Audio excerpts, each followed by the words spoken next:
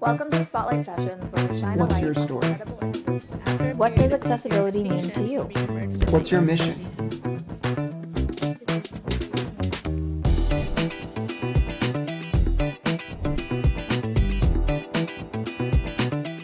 Hello, and welcome to another episode of accessiBe's Spotlight Sessions, where we highlight disability changemakers and leaders and the amazing work that they do. My name is Sapir. I'm your host for today's episode. I am accessiBe's nonprofit partnership team lead, and I'm really excited for our guest today. So welcome, Jen. Hi, Sapir. Thank you so much for having me on. Thank you for joining us. Can you tell us a little bit about yourself? Absolutely. So my name's Gen Dearman, and I'm the CEO of a fantastic organisation in the southeast of England called Challengers. I've worked in the charity sector for, goodness, about 19 years now, and have never looked back. I've been doing everything from championing volunteering to campaigning to support young people. And outside of work, I've got a fantastic wife, 2 dogs, and I quite often use my weekends training for some random challenge that I have ended up doing to support the charity that I'm working in. That is so cool. So we'll get into that in a moment, but can you tell us a little bit about Challengers first? I would love to. So Challengers was started 44 years ago by 2 amazing people called Helen and Colin. And they started the charity because they realised that disabled children didn't have the same opportunities as their non-disabled peers, and they wanted to change that. Sadly, 44 years later, we're still here because disabled children still don't have the same opportunities as their non-disabled peers, and we still are trying to change that. So we have 2 amazing preschools where we have non-disabled children playing alongside disabled children and learning, and we're starting to challenge perceptions around ability at that age. We have our play and youth schemes, which run through holidays and through weekends, where children can come, make friends, play, have fun. For our youth schemes, they'll go out into the community with our workers and experience, all of the different things that all children should be allowed to do as they're growing up. We support disabled children who've been excluded from school and help reset them and get them back into an education setting.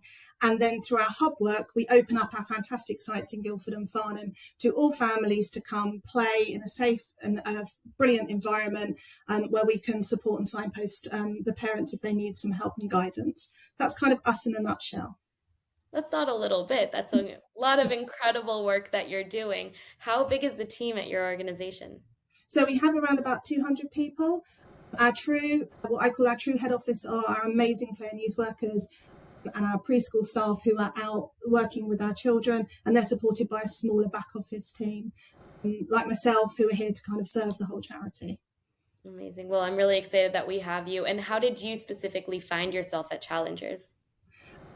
I'm fairly local to the Guildford site, and about 7 years ago, one of my friends dropped me a text message going, there's this really cool running event that's happening run by Kelly's, and it's for a charity and you can run with your dog. If I pay your entrance fee, would you run with one of my dogs? And I went, free run? Yes, of course I would. What charity is it? And he went, oh, I don't know. So of course I had to look up, and I found out that it was Challengers. I've got some personal experience around disability as well. So I kind of started to fall in love with them from that moment. And then I think I spent the next few years just becoming their greatest fan, and feel very honoured to be here as CEO for the last 20 months. Amazing. Well, congratulations on the role. And it's so cool when someone falls in love with the mission and activities of an organization. I know I have several of those myself, but then you find yourself really committed to that. And it's exciting to hear when other people have had that experience. So within the last 20 months as being CEO, or even in your time just being familiar with the organization, can you share a moment that's had a lasting impact on you? There's been a lot in the last 20 months, but I think for me, the most powerful one was this summer. So when I joined at Challengers, one of our greatest challenges was to rebuild our playground in a Guildford site, which we did. And we have a fantastic slide up a mound, which is meant to emanate Surrey Hills, which is where we're based. And we have a number of wheelchair users that come to us. And for my team, what I love is nothing is impossible. So using 2 mobile hoists, one at the bottom of the slide, one at the top of the slide, it took about half an hour. But if the young person in a wheelchair wanted to go up and use that slide, so the big thing is if they wanted to, and we knew we could do it safely. We would take that half an hour, we would sit them at the top of the slide with a play or youth worker, and they would get to experience coming down the slide. And just in that 2 seconds that it takes to come down the slide, the joy on that young person's face, just when you think most people go, well, that couldn't happen, and we go, how can we make it? And I think that for me is one of the most memorable moments.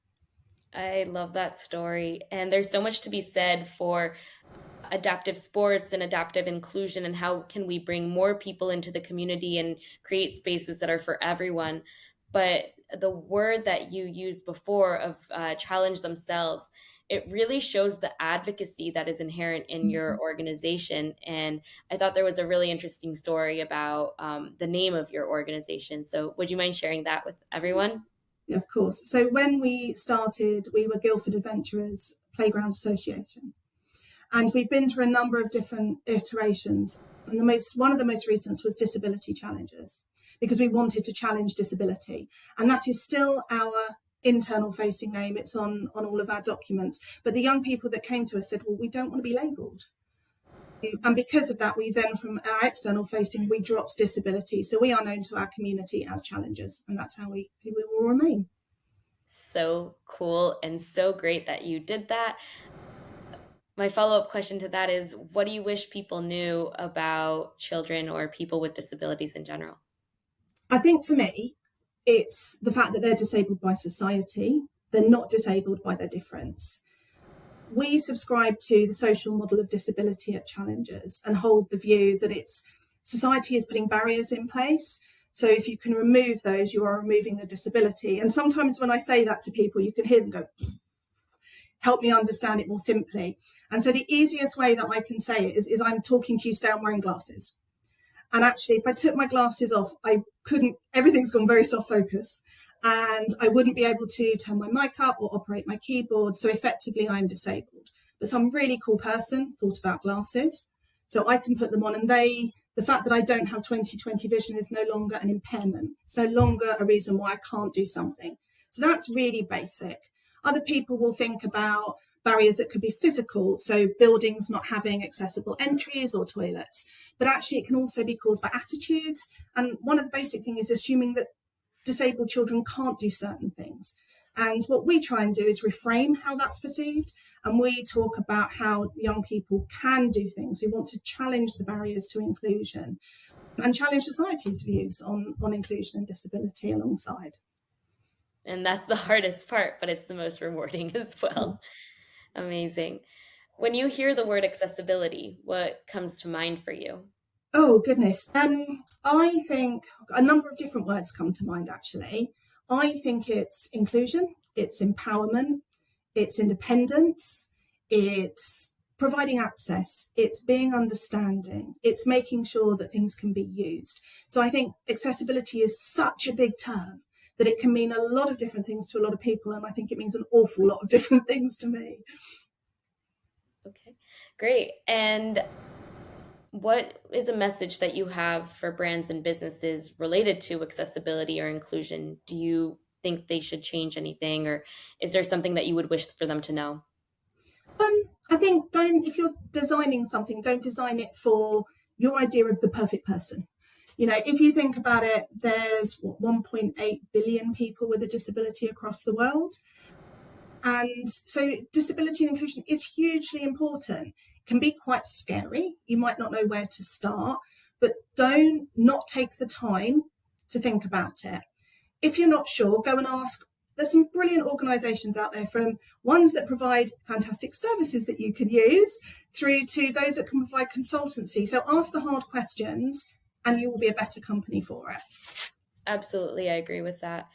Before I came to accessiBe, I was working at a nonprofit and I was responsible for the website. As you know, someone working at a nonprofit wears a lot of different hats. And I was designing or updating the website according to what I thought looked good and what was convenient or easy for me to implement. I had no input from other people, and I only learned after learning about website accessibility that I essentially built the least accessible website of all time. And thank goodness they have gone with a whole revamp. But it was really mind blowing to me to have that experience of seeing every decision that I've made that I thought worked for me would not work for the majority of people or for anyone outside of my scope of understanding. And so having those conversations, and that's why it's so important to change that attitude, that's really where it comes in handy. I agree. Mm-hmm. So my final question for you today is, if everyone can do one small bit to make the world more inclusive, what would you suggest we do? I think it's probably a word I've used a bit before, and for me that's about acceptance. At Challenges, we celebrate all children because of who they are, and I would like to see society do that a little bit more. Some of the examples I gave about disability earlier are very visual and you can see them, but quite often you can't. So if I can just explain my answer with a bit of an example, if you're a family and you're out and one of your children has autism, so that's a hidden disability, and you're going out and you're going to soft play, and the pop-up food or place has changed. For some young people with autism, that change can make them feel quite anxious, and they might display that anxiety by screaming and shouting. If they're non-speaking, they might display it by hitting and kicking. So what some people might say is, oh my goodness, that child is having a temper tantrum. So the situation for that family is made even worse because people are looking at them, or they're tutting, or in worst case scenarios I've heard of, they're asked to leave where they are.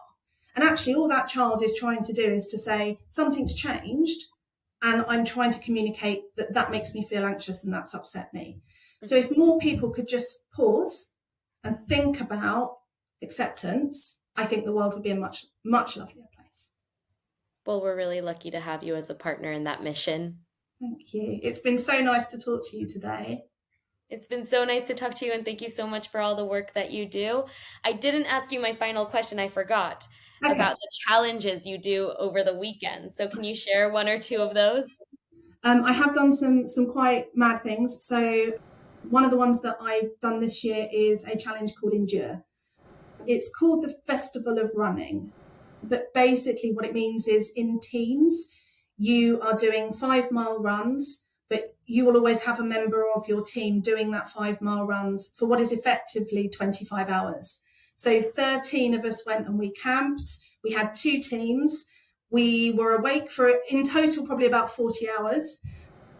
We ran between us 270 miles, I think it was. And most importantly, we raised £6,000 for challenges. So that's the kind of mad stuff I get up to. I'm doing a fire walk potentially later in the year as well. I think I preferred the running to walking over hot coals, but we'll see how it goes. Well, bravo. That's incredible. And thank you so much for joining once again. To all of our listeners, thank you for tuning in for another episode of the Spotlight Sessions. Please feel free to like and subscribe our YouTube channel, and you can continue the conversation with us by following accessiBe_community on Instagram. We look forward to seeing you there.